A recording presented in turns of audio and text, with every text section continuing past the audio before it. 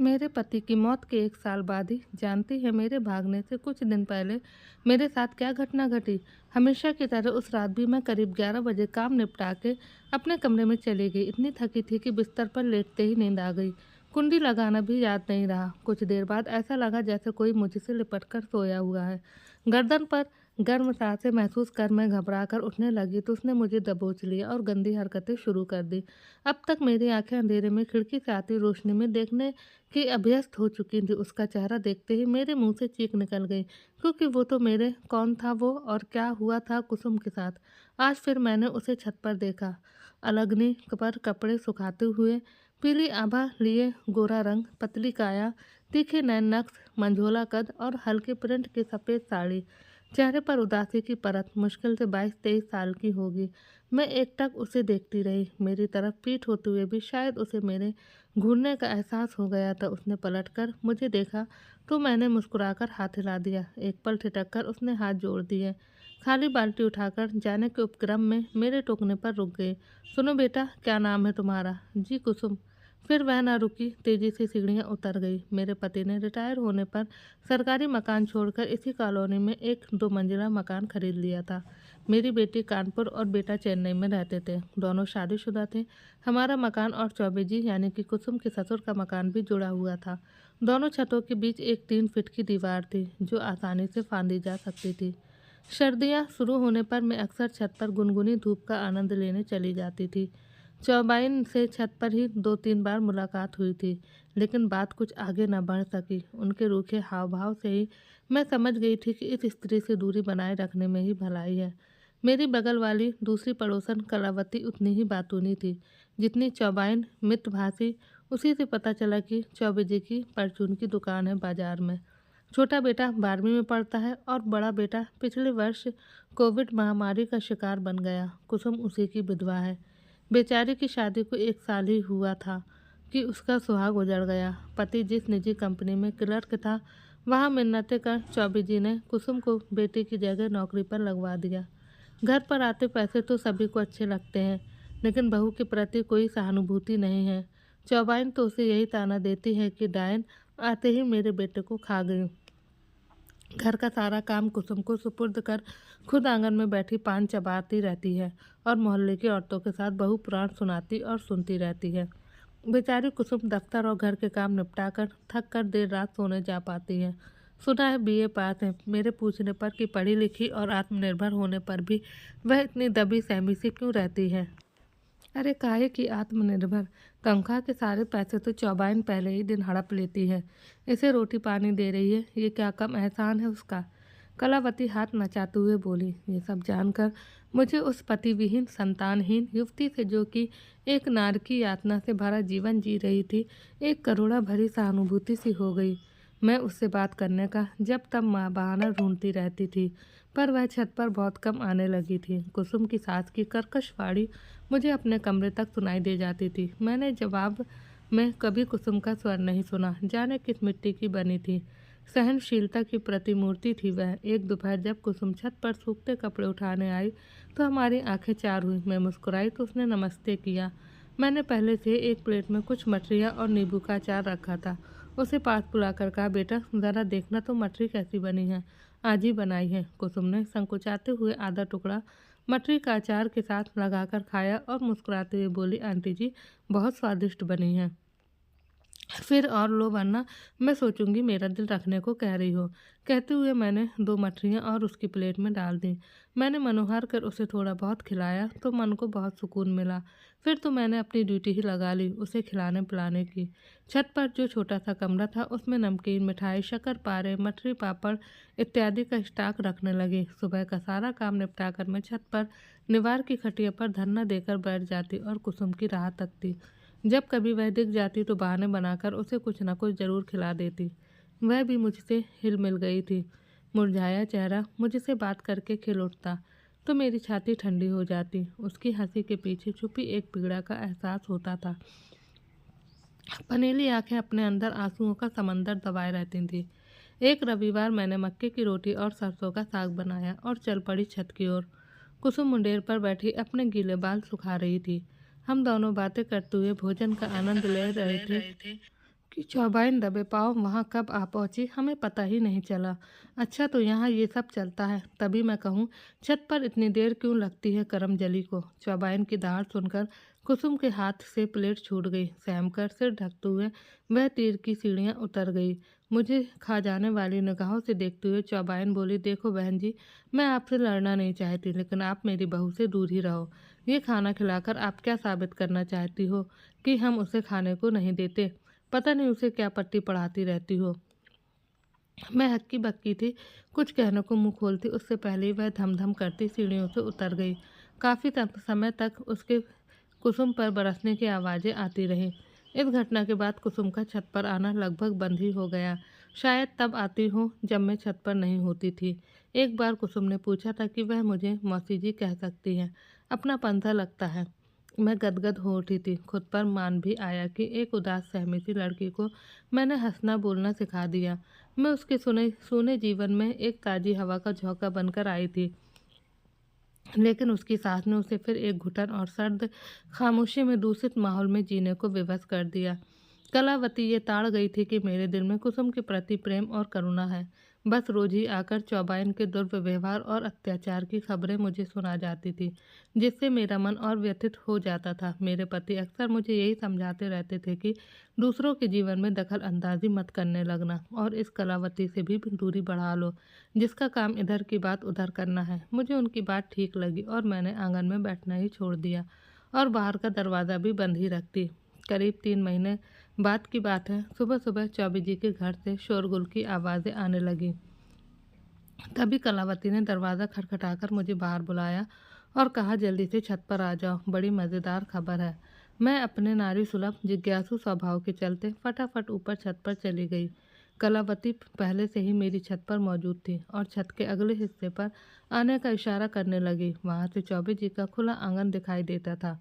उनके घर पुलिस आई हुई थी। चौबे दंपत्ति हाथ नचा नचाकर कुछ बता रहे थे और इंस्पेक्टर बयान लिख रहा था। आवेश में चिल्लाते स्वरों में से कुछ समझ ना पाई। हाँ, इंस्पेक्टर के शांत और रोबीले स्वर अवश्य सुन कुछ कान में पड़े। आपको कब पता चला, किसके साथ गई है आदि? मैंने प्रश्नवाचक दृष्टि से कलावती को देखा तो वो आके मटका कर बोली, अरे बहन जी, कुसुम भाग गई, पता नहीं किसके साथ। उसका नैन मटक्का चल रहा था। बड़ी चालू निकली, कैसी सीधी सादी लगती थी। मैं हत प्रभव सी उसे देखती रह गई। उसका प्रलाप अब मेरे कानों में नहीं पड़ रहा था। सिर में जैसे हथौड़े बज रहे थे। मैं सिर पकड़कर नीचे बैठ गई। बहन जी, आप ठीक तो हैं, इतना मत सोचो। अच्छा है कुसुम इनके चंगुल से छूट गई। मैं उसे इशारे से बता नीचे उतर आई। पतिदेव दरवाजे पर खड़े किसी से बात कर रहे थे। अड़ोसी पड़ोसी सभी इस सनसनीखेज खबर पर अपनी अटकलें लगा रहे थे। मैं सीधी जाकर पलंग पर लेट गई। कुसुम के व्यक्तित्व के साथ उसका उठाया हुआ ये कदम मेल नहीं खा रहा था। वह तो बड़ी शालीन और संस्कारी युवती थी। कहीं ऐसा तो नहीं तंग आकर उसने खुदकुशी कर ली हो या फिर चौबान ने ही उसका गला दबा दिया हो। नहीं नहीं, ये मैं क्या शुभ सोचने लगी। पतिदेव अंदर आए तो मुझे सिर पकड़े लेटे देख बोले, क्या हुआ, तबीयत ठीक नहीं है क्या? तुमने अपनी बीपी की दवाई ली या नहीं? प्रश्नों का अनसुना कर मैंने खुद सवाल दाग दिया। जरा बताओ तो, बाहर लोगों से क्या खबर लेकर आए हो? मैं उठकर बैठ गई। कलेजा जोरों से धड़क रहा था कि ना जाने क्या सुनने को मिले। अरे भाई, जितने मुंह उतनी बातें। कोई कहता है भाग गई, कोई कहता है नदी में कूद गई। पुलिस को चौबे परिवार पर भी शक हो रहा है कि इन्होंने ही कुछ कर दिया हो। तभी दरवाजे पर दस्तक हुई। बाहर इंस्पेक्टर खड़ा था। उसने कहा, हमें आपसे कुछ पूछताछ करनी है। श्रीमती चौबे का कहना है कि आपकी उनकी बहू के साथ खूब पटती थी। शायद आपको पता हो कि वह कहाँ गई है। इंस्पेक्टर मुझ पर ही नजरें गड़ाए बोला। मुझे चौबाइन पर बड़ा गुस्सा आया।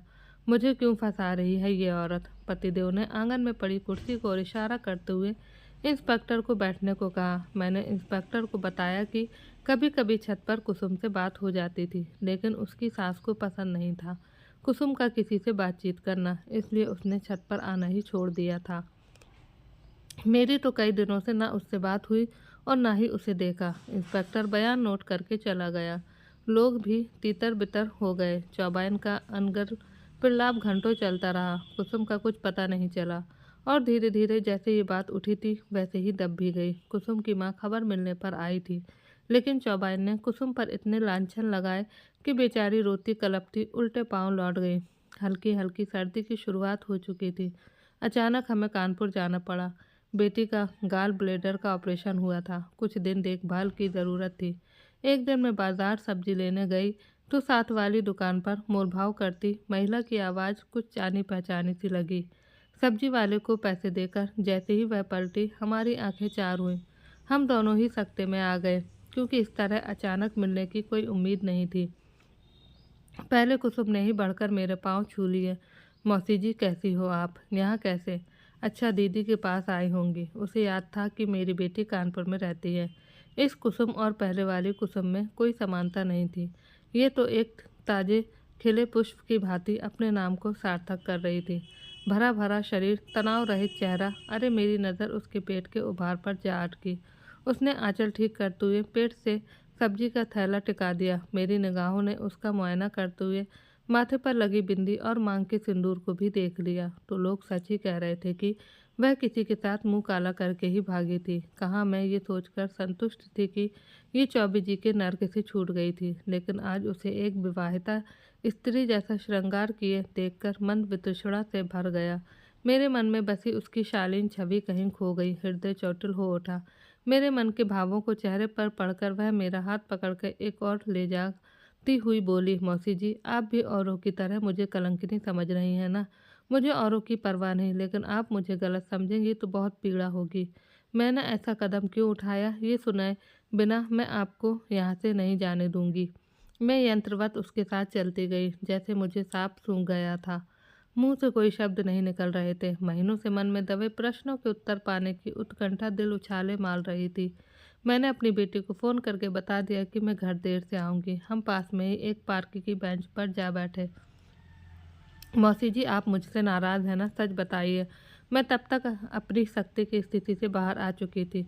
शांत स्वर में कहा, लोगों की इस बात पर मुझे कतई विश्वास नहीं हुआ था कि तुम किसी के साथ भाग गई हो। मुझे लगा था कि अपने दुखों से छुटकारा पाने के लिए या तो तुमने स्वयं का अंत कर लिया है या फिर अपनी माँ के पास चली गई हो। लेकिन तुम्हारी माँ के वहाँ आने पर यह आशा तो ख़त्म हो गई कि तुम माँ के पास हो। मेरा ये शक भी दूर हो चुका था कि तुमने आत्महत्या की होगी, क्योंकि तुम्हारी लाश भी नहीं मिली थी। लेकिन तुम्हारा ये रूप देखकर मुझे धक्का लगा कि मेरी राय तुम्हारे बारे में कितनी गलत थी। अगर तुम्हें किसी के साथ घर बसाना था तो घर में साफ साफ क्यों नहीं बता दिया? तुम बालिग थी, तुम्हें तो कानून भी नहीं रोक सकता था शादी करने से। आवेश में इतनी लंबी बात कह देने से मैं हाँफ गई। कुसुम को देखा तो वह पल्लू से आंखें पोंछ रही थी। मौसी जी, मैं वहाँ से इस तरह निकलूंगी मैंने खुद सपने में भी नहीं सोचा था, परंतु तकदीर ने मुझे ऐसे मोड़ पर खड़ा कर दिया था कि मेरे पास कोई दूसरा विकल्प नहीं था। जानती है मेरे भागने से कुछ दिन पहले मेरे साथ क्या घटना घटी थी? हमेशा की तरह उस रात भी मैं करीब 11 बजे काम निपटा के अपने कमरे में चली गई। इतनी थकी थी कि बिस्तर पर लेटते ही नींद आ गई। कुंडी लगाना भी याद नहीं रहा। कुछ देर बाद ऐसा लगा जैसे कोई मुझसे लिपटकर सोया हुआ है। गर्दन पर गर्म सांसें महसूस कर मैं घबराकर उठने लगी तो उसने मुझे दबोच लिया और गंदी हरकतें शुरू कर दी। अब तक मेरी आंखें अंधेरे में खिड़की से आती रोशनी में देखने की अभ्यस्त हो चुकी थी। अपने देवर नमन को देखकर मेरे गले से जोर की चीख निकली और पूरी ताकत से उसे धक्का देकर मैं बेड से उतर गई। छी नमन, तुम्हें शर्म नहीं आती अपनी भाभी के साथ ऐसा करते हुए? तुम तो मेरे छोटे भाई जैसे हो। मैं भागकर दरवाज़ा खोल बाहर निकल गई और माँ जी को आवाज़ देने लगी। नमन मुझे धक्का देकर अपने कमरे की ओर भाग निकला। माँ जी और बाबूजी आंखें मलते हुए अपने कमरे से बाहर निकल आए। अरे नास पीटी, क्यों इतनी रात को चिल्लाकर हमारी नींद खराब कर रही है? माँ जी मेरे करीब आते हुए बोली। मैं थर थर काँप रही थी। रुआते स्वर में उन्हें सब कह सुनाया। सुनकर वह दोनों सख्ते में आ गए, लेकिन मुझ पर ही दोष लगाते हुए कहने लगे कि नमन तो अभी बच्चा है, तेरी ही नीयत में खोट है। मेरे बच्चे पर खुद डोरे डालती है और लांछन उस पर लगाती है। मैंने कसम खाकर कहा कि मैं सच कह रही हूँ, मगर वह नहीं माने। तभी नाटकबाज नमन ऐसे बाहर आया जैसे हमने उसकी नींद खराब कर दी हो। मम्मी, ये क्या शोर मचा रखा है? आपके ड्रामे कभी ख़त्म नहीं होते। भाभी को सुबह डांट लेना। जैसे ही वह जाने को मुड़ा, माँ जी ने पूछा, तू अभी भाभी के कमरे में गया था? क्या मजाक कर रही हो मम्मी? मैं 10 बजे ही सो गया था। कल मुही, तेरी जवानी तेरे बस में नहीं है और तू कहीं जाकर डूब मर। मुझे कोसते हुए माँ जी अपने कमरे में चली गई। ससुर जी गहरी नज़रों से मुझे देखते वहीं खड़े रहे, फिर मेरे सिर पर हाथ फेरते हुए पीठ तक ले गए। क्या मैं पुरुष स्पर्श को पहचानती नहीं थी? ये पिता का वात्सल भरा स्पर्श तो नहीं था, बल्कि एक छिछोरे पुरुष का हाथ था जो मेरी कमर पर सांप की तरह रैक रहा था। मैं चीख कर पीछे हटी और दरवाज़ा बंद कर पलंग पर जा गिरी। मुझे अब वह घर एक जेल की कोठरी लग रहा था, जहाँ राक्षस राक्षस ही रा, भक्षक जहाँ रक्षक ही भक्षक बन चुके थे। मैं सुबह घर का काम निपटाकर ऑफिस के लिए निकल पड़ी। घर का तनावपूर्ण माहौल मुझे खाए जा रहा था। जब मैंने ऑफिस ज्वाइन किया था, वहाँ मुझे काम समझाने के लिए एक सीनियर किलर की ड्यूटी लगाई गई थी। वह बहुत गंभीर और शांत प्रकृति के इंसान थे। करीब 35 वर्ष के आसपास आयु होगी उनकी। काम में कोई मुश्किल आती तो उनसे मदद ले लिया करती थी। उस दिन मुझे उदास और लाल आंखें देखकर मेरी टेबल पर आकर बोले कि यदि तबीयत ठीक नहीं है तो छुट्टी ले लो, तुम्हारा काम मैं देख लूँगा। मैं तो घर से छुटकारा पाने आई थी। इतनी जल्दी फिर से उस घुटन भरे माहौल में जाना असंभव था, इसलिए कह दिया कि ठीक है। लंच टाइम में भी वहीं बैठी रही। टिफ़िन तो लाई नहीं थी और न ही कुछ खाने का मन था। वह फिर मेरे पास आकर बैठ गए। महेंद्र बाबू नाम था उनका। कुसुम जी, कोई बात ज़रूर है, वरना आप इतनी परेशान नहीं होती। उस समय मुझे किसी हमदर्द, किसी अपने के सहारे की ज़रूरत थी। इतने दिनों से मुसीबतों का सामना अकेली करती आ रही थी, लेकिन रात की घटना से मेरे सब्र का बांध टूट गया था। उनके अपनेपन से हाल पूछने पर मैं फूट फूट कर रो पड़ी। मेरी हालत देखकर वह घबरा गए और मेरा सिर सहलाने लगे। उनका स्पर्श बाबूजी जैसा घिनौना नहीं था, बल्कि एक संवेदनशील स्पर्श था, जो मेरे मन के घाव पर मरहम कार कर रहा था। मुझे पानी पिलाकर प्रेम से बोले कि मुझ पर भरोसा है तो बताओ क्या बात है, शायद मैं कुछ मदद कर पाऊँ। मैंने उन्हें रात की घटना अक्षरश सत्य बता दी। उनके चेहरे पर क्रोध के भाव और माथे पर चिंता की लकीरें साफ नजर आ रही थीं। उन्होंने मुझे सांत्वना देते हुए समझाया कि निडर बनो। एक कागज़ पर अपना पता और फ़ोन नंबर लिखकर देते हुए कहा कि जब भी उनकी मदद की ज़रूरत हो मैं संकोच ना करूं। मन का गुबार निकल जाने से मैं हल्की महसूस कर रही थी। उन्हें शुक्रिया कह मैं वॉशरूम में जाकर मुंह धोकर आई तो टेबल पर एक सेब रखा है। वह खाने का इशारा कर रहे थे। मैं उनकी बात टाल ना सकी। शाम को घर पहुंची तो तीनों राक्षस आंगन में ही मौजूद थे। अंदर पांव रखते ही उनके व्यंग बाण मुझे बंधने लगे। अवसर पाकर नमन मेरे कान में कह गया कि देख लिया, तुम पर कोई विश्वास नहीं करता और मैंने एक झूठी कहानी सुना दी है कि तुम्हारा किसी के साथ चक्कर चल रहा है। मेरी बात मान लो तो बच जाओगी। मैं अग्नि नेत्रों से उसे घूरती हुई किचन में घुस गई। मैं अब अकेले में घबराने लगी और माँ जी के आसपास ही मनराती रहती, जो उन्हें तनिक न सुहाता। मुझ पर उन्होंने चरित्रहीन होने का ठप्पा लगा दिया था। एक शाम जब माँ जी कीर्तन में गई हुई थी, बाबूजी ने बैठक में बुलाया। उनके साथ दो धूर्त किस्म के आदमी भी थे। मुझे चाय बनाने का कहकर वह बातें करने लगे। चाय देने के बाद मैं लौटने लगी तो बाबूजी ने बैठने को कहा, मगर मैं खड़ी रही। कुसुम, ये बहुत बड़े व्यापारी हैं, इनसे मुझे बहुत बड़ा ठेका मिलने वाला है। तुम ज़रा तैयार होकर इन्हें राम मंदिर घुमा लाओ और हाँ, लौटते हुए इनके होटल से मसालों के सैंपल लेती आना। वह दोनों व्यक्ति मुझे ऊपर से नीचे ऐसे घूर रहे थे जैसे मैं उनकी मसाले की बोरी हूँ, जिसे छूकर उनकी गुणवत्ता की जांच करने वाले हों। वह लार टपकाते उन कुत्तों की तरह लग रहे थे जिनके सामने सुस्वादिष्ट भोजन पड़ा हो। घृणा से बाबूजी को देखते हुए मैंने मना कर दिया कि मेरी तबीयत ठीक नहीं है और माँ जी भी घर पर नहीं है, तो खाना भी बनाना है। घंटे भर बाद माँ जी वापस आई। इससे पहले कि मैं कुछ कहती वह मुझ पर बरस पड़ी। तू तो चाहती ही नहीं कि हमारी तरक्की हो, लाखों का नुकसान करवा दिया। क्या होता अगर चली जाती तो? मगर माँ जी वह शरीफ लोग नहीं लग रहे थे। उनकी नज़रें ओहो बड़ी सती सावित्री बनती हैं। 900 चूहे खाकर बिल्ली हज को चली। नमन ने सब बता दिया हमें। माँ जी, नमन ने झूठ कहा है। चुप कर कमीनी, वरना घर से अभी निकाल दूंगी। रात को बाबूजी ने आवाज़ लगाई, बहू ज़रा आयोडेक्स लाना, पीठ में बड़ा दर्द है। माँ जी टीवी देखने में मगन थी। डरते हुए मैं बाबूजी के कमरे में पहुंची तो वह बिना बनियान पहने बेड पर आंधे लेटे थे। जरा मेरी पीठ पर मल दे, बड़ा दर्द है। मैंने अभी मालिश शुरू ही की थी कि वह पलटकर मुझे बाहों में भरते हुए बोले, तेरी शर्म निकाल देता हूँ, कल उन दोनों को भी खुश कर देना। मुझे पहले से ही शक था उनकी नीयत पर, इसलिए मैं पूरी तैयारी करके आई थी। साड़ी में छुपाया बेलन मैंने उनके सिर पर दे मारा और बिना मुड़े भागती हुई घर से बाहर निकल गई। काफ़ी दूर जाकर एक पेड़ के नीचे छुपकर मैंने ब्लाउज में छिपाया फ़ोन निकालकर महेंद्र बाबू को कॉल किया। फिर एक रिक्शा में बैठकर उनके घर की ओर चल पड़ी। वह रास्ते में ही स्कूटर पर आते दिखाई दिए। रिक्शा के पैसे दे वह मुझे स्कूटर पर बिठा अपने घर ले गए। उनकी माताजी और छोटी बहन मुझे प्यार से घर के अंदर ले गई। मुझे पानी पिला थोड़ी दिलासा देने के बाद महेंद्र बाबू बोले, पहले रोना बंद करो और बताओ क्या हुआ। मैं जैसे जैसे घटनाएं दोहरा गई उनका क्रोध बढ़ता गया। वह मुठिया कस रहे थे। आंटी जी और उनकी बहन सुषमा जी की आंखें भी नम हो गई थीं। बात खत्म होते ही आंटी जी ने मुझे अंक में भर लिया। पीठ सहलाते हुए बोली, बेटी अब मुड़ के उस नर्क को देखना भी नहीं। तुम यहाँ सेफ हो, हम किसी को पता नहीं चलने देंगे, सुषमा ने कहा। अगले दिन सोमवार था। महेंद्र बाबू ने कहा कि वह ऑफिस में सामान्य रूप से व्यवहार करेंगे ताकि किसी को कोई शक न हो। लौटकर बताएंगे कि आगे क्या करना है। तब तक पड़ोसियों को भी खबर नहीं लगनी चाहिए कि कुसुम जी यहाँ पर हैं। उनके जाने के बाद आंटी और सुषमा जी ने मेरा बहुत ख्याल रखा। उनके पूछने पर कि आगे के लिए मैंने क्या सोचा है, मुझे कुछ सुझाई नहीं दिया। मुझे तो अपना भविष्य अंधकार में दिखाई दे रहा था। क्या करूं, कहाँ जाऊं? मैं चुप बैठी रही, ये सोचकर कि कोई सहारा दे ना दे मैं कहीं डूब मरूंगी और मेरे दुखों का अंत हो जाएगा। मैंने जब सुषमा जी से पूछा कि आपकी भाभी दिखाई नहीं दे रही, क्या कहीं बाहर गई हैं, तो एक ठंडी सांस भरकर वह बोली, मेरी भाभी नहीं है। क्या?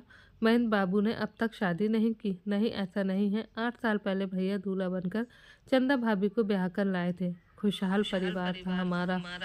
साल भर बाद भाभी के गर्भवती होने की खबर सुनकर हम खुशी से झूम उठे और बच्चे के आने का बेसब्री से इंतजार करने लगे। 7वें महीने में गोद भराई के बाद भाभी डिलीवरी के लिए मायके चली गई। बस फिर हमारा दुर्भाग्य उन्हें सदा के लिए हमसे दूर ले गया। सुषमा जी का गला भर आया। बात का सूत्र हाथ में लेते हुए आंटी जी ने बताया कि वहां पर वह छत पर किसी काम से गई थी। उतरते समय से साड़ी में पैर फंस जाने से खुद को संभाल न पाई और कई सीढ़ियां लुढ़कते हुए नीचे आई। सिर फट जाने से खून बहने लगा। बेहोश चंदा को हॉस्पिटल ले गए तो डॉक्टर ने बताया कि बच्चा पेट में ही मर चुका है और चंदा भी सीरियस है। हम खबर मिलते ही वहां पहुंचे, लेकिन चंदा भी अगले दिन हमें छोड़कर चली गई। महेंद्र की तो दुनिया ही उजड़ गई थी। पागलता हो गया था। वक्त ने घाव पर मरहम तो लगा दिया, लेकिन वह हंसना मुस्कुराना भूल गया। दूसरी शादी के लिए भी राजी नहीं हुआ। मैं महेंद्र बाबू के जीवन में घटी इस दुखद घटना को सुनकर बुत सी बन गई। ऊपर से इतने शांत और हृदय में ज्वालामुखी दबाए महेंद्र बाबू का गंभीर चेहरा मेरी आंखों के सामने घूम गया। उस समय मैं अपना दुख, भविष्य की चिंता, सब कुछ भूल गई। जैसे मैं अपने जीवन साथी की मृत्यु की पीड़ा हृदय में बसाए बैठी थी, उसी प्रकार से वह भी इसी पीड़ा को भोग रहे हैं। शाम को महेंद्र बाबू कुछ देर से घर लौटे। हाथ में एक लिफाफा था। चाय पीते हुए बताया कि ऑफिस में पुलिस आई थी मेरे बारे में पूछताछ करने। कुसुम जी, आपको यहाँ रहने में खतरा है, आंटी जी बोली। लेकिन बेटा, ये बेचारी कहाँ जाएगी? इसको तो कोई ठौर ठिकाना ही नहीं है।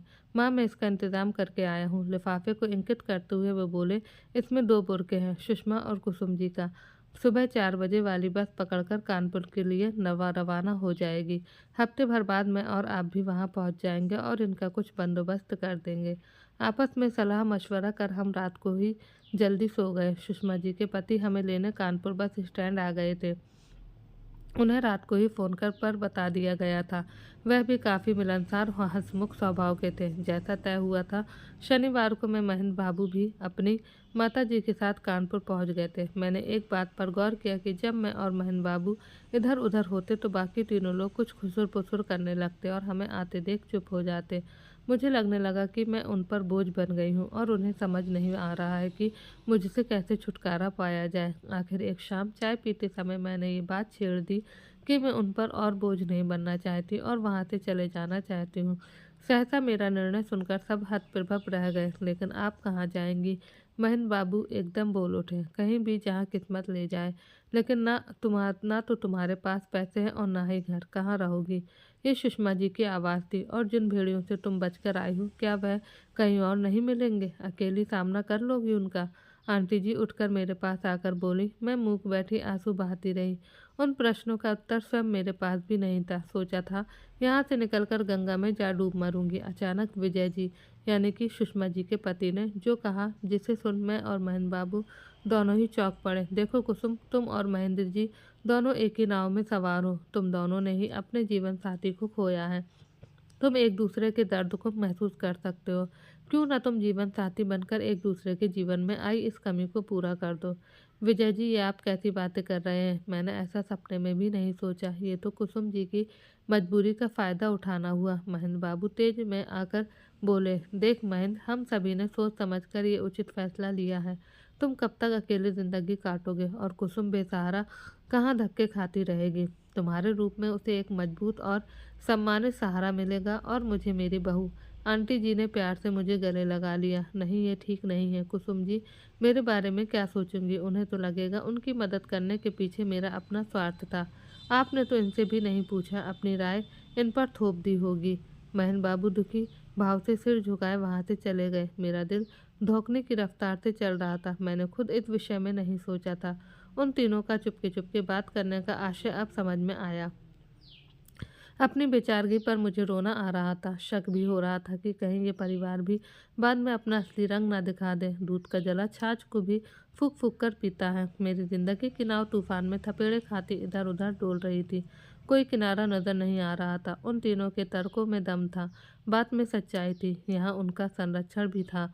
बाहर जाकर आदमी रूपी खूंखार जानवर कर हर कहीं मिलेंगे। क्या पता कोई मुझे देह व्यापार में ही झोंक दे। ये कल्पना करते ही मैं सिर उठी। क्या मैं ये फैसला स्वीकार कर लूं? यदि मेरी किस्मत में सुख लिखा है तो यही ठीक है।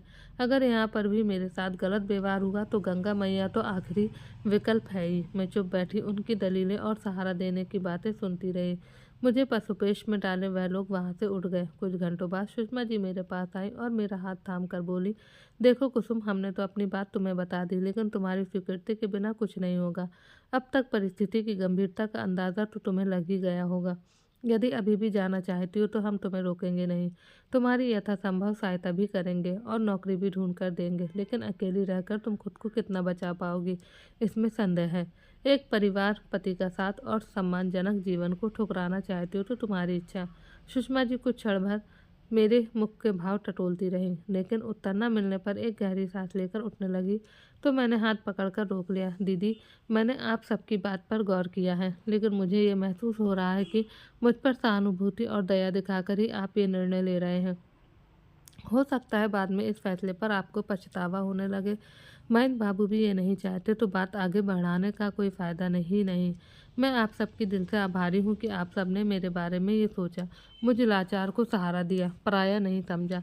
मैं तो अभाग्नि और मनहूस हूँ। शायद आपके जीवन में भी विष घोल दूँ। गला भर आने से मैं आगे ना बोल पाई। कुसुम, तुम अभी भी हमें अपना नहीं मान सकती हो, इसलिए ये सब कह पाई हो। भैया को मनाने की बात तुम हम पर छोड़ दो ना। हम तुम पर दया कर रहे हैं और ना ही कोई फ़ायदा उठा रहे हैं। कहो तुम तैयार हो? इधर कुआं उधर खाई, हर हाल में गिरना ही तो है। क्यों ना इस रिस्क को उठाकर देखें? ये सोचकर मैंने स्वीकृति में सिर हिला दिया। सुषमा जी खुशी से मुझे बाहों में भरकर माँ को खुशखबरी सुनाने चली गई। शाम को महेंद्र बाबू मेरे पास आए और गंभीर स्वर में पूछा कि मैंने किसी दबाव या मजबूरी में आकर तो ये फैसला नहीं लिया है। मैंने भी यही सवाल उन पर दाग दिया कि क्या वह पूरे मन से ये रिश्ता निभाएंगे या मजबूरी में आकर ही मेरी जिम्मेदारी उठाने को तैयार हुए हैं। उन्होंने कहा, मैं सिर्फ तुम्हारी खुशी चाहता हूँ। यदि तुम राजी हो तो पूरा प्रयत्न करूँगा कि तुम्हें कोई तकलीफ ना हो। मैंने हामी भरी तो वह चुपचाप वहाँ से चले गए। फिर तो आनन फानन में शादी की तैयारियां शुरू हो गईं। महेंद्र बाबू एक हफ्ते बाद आने का कहकर मुरादाबाद लौट गए। उनके आने पर एक आर्य समाज मंदिर में साधारण तरीके से हमारा विवाह हो गया। इस बीच सुषमा जी ने मेरी माँ को बताया कि मैं उनके पास हूँ और वह कानपुर आकर मिल जाए। माँ के आने पर जब उन्हें मेरे साथ बीती कथा का पता चला तो वे बहुत रोईं और चौबे परिवार को बहुत कोसा। मुझे सहारा देने और अपनाने के लिए सभी को बहुत धन्यवाद दिया। मेरे विवाह के पश्चात वह बनारस वापस लौट गईं। विजय जीजा जी ने एक छोटा सा मकान किराए पर ले लिया था, जिसमें मैं और माँ जी शिफ्ट हो गए थे। महेंद्र जी ने कुछ जगह नौकरी का आवेदन किया था। 2 महीने के अंदर ही उनकी एक फार्म में क्लर्क के पद पर नियुक्ति हो गई। पुरानी नौकरी छोड़कर वह भी सदा के लिए कानपुर आकर बस गए। मेरी शादी को 7 महीने हो गए हैं। मैं अपने परिवार में बहुत खुश हूँ। सभी मुझे बहुत प्यार और सम्मान देते हैं। महेंद्र जी का स्वभाव बहुत अच्छा है। हमारे प्रेम और खुशहाली का प्रतीक मेरी कोख में पल रहा है। हम दोनों अपनी बीती जिंदगी के दुख दर्द को बुरा सपना समझकर भूल चुके हैं। ससुराल के प्रत्येक सदस्य के लिए मेरे मन में बहुत आदर है, जिन्होंने मुझे एक पिंजरे की कैद से आज़ाद करा के एक उन्मुक्त स्वतंत्र आकाश दिया है, जिसमें मैं अपने पंख फैलाए सारे गगन को नापती रहती हूँ। डिनर निडर, स्वतंत्र और प्रसन्न भाव से। खुशी से कुसुम का चेहरा एक अनोखी आभा से दमक उठा। पत्नी और मातृत्व का सागर उसकी आंखों में हिलौरे ले रहा था। मैं भाव विभोर होकर इस जीवन से भरपूर नई कुसुम को अपलक निहार रही थी, जो सुरीले स्वर में गुनगुनाने लगी थी। पंछी बनूं, उड़ती फिरूं मस्त बगन में, आज मैं आज़ाद हूँ दुनिया के चमन में। तो दोस्तों, कुसुम जी ने जो कदम उठाया, क्या वह सही था या गलत? अपनी राय कमेंट बॉक्स में ज़रूर दीजिएगा और आपको कहानी अच्छी लगी हो तो वीडियो को लाइक, शेयर और सब्सक्राइब करना बिल्कुल ना भूलें। मिलते हैं एक और नई कहानी के साथ। आप सबका बहुत बहुत धन्यवाद।